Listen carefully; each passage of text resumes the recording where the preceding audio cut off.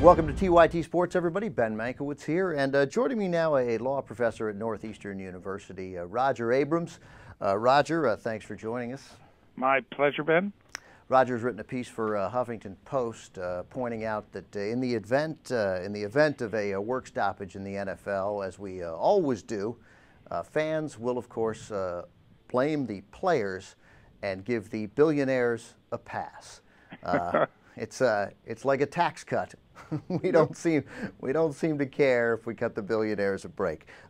First of all, Professor, thanks for talking to me. My pleasure. Why do we do that? Why do we cut the billionaires a break? Why do we blame the millionaires instead of the billionaires? Well, you know, we can't ever blame the billionaires because they are so very special for all of us. They have made this wonderful entertainment available to us by borrowing a lot of money from the banks. I think people think incorrectly they take all this money out of their pocket. No, it's someone else's pocket.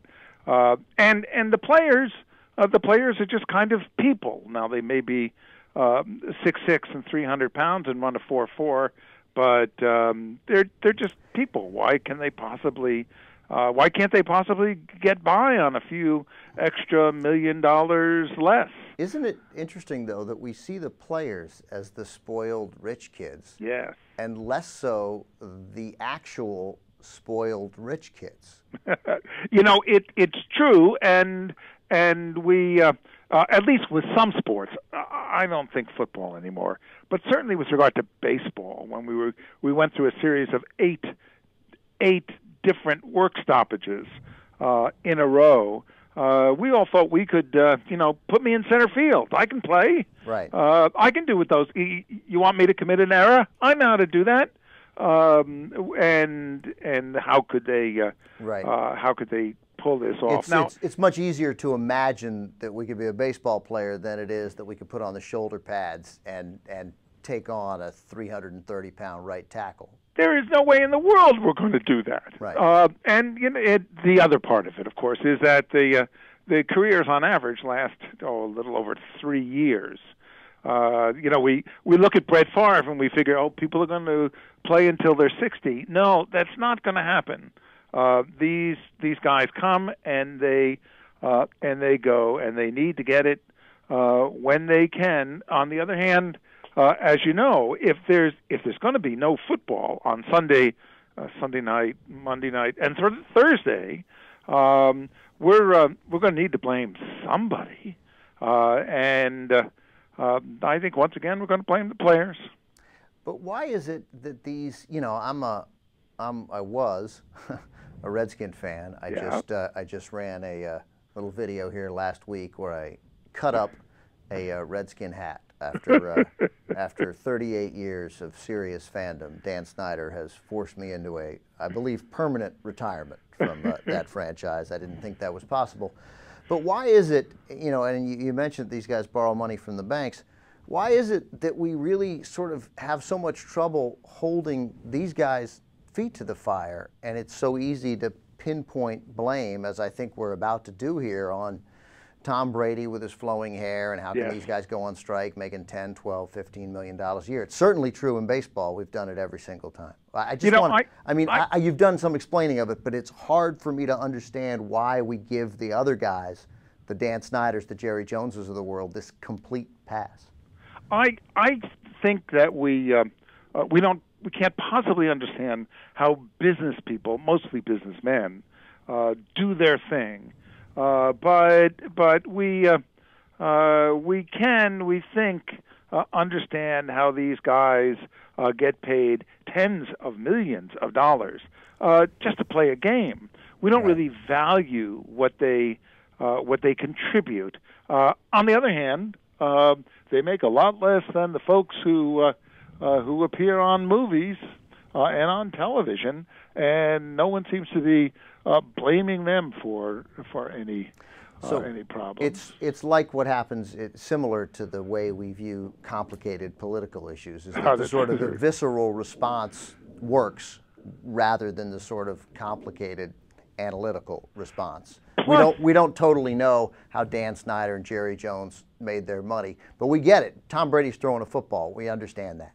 Plus, Ben, this is sports. You and I spend a lot of our time thinking about this, not only with regard to what might be fun to watch on the weekend, but also we think about the business aspects. We think about this entertainment product. We think about branding. Most people just want to make sure the game goes on. Yeah. It is life. Life is not great. That's in general, you can say that.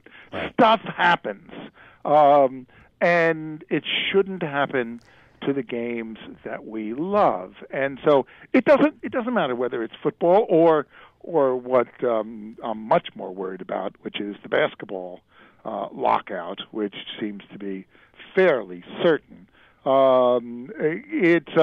It's going to be a disruption of our lives, and we're going to have to blame someone, because these guys are negotiating in New York, and last time I checked, there are no fans at the table.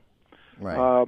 We're the ones who are going to be affected by this. Yeah, I'm really sorry that people are going to be losing $1 billion here and $1 billion there, but we're the ones who pay the freight. That's how the billions get collected. And there's no representative of the public, and there's no representative of the fans at that negotiations. And I understand why.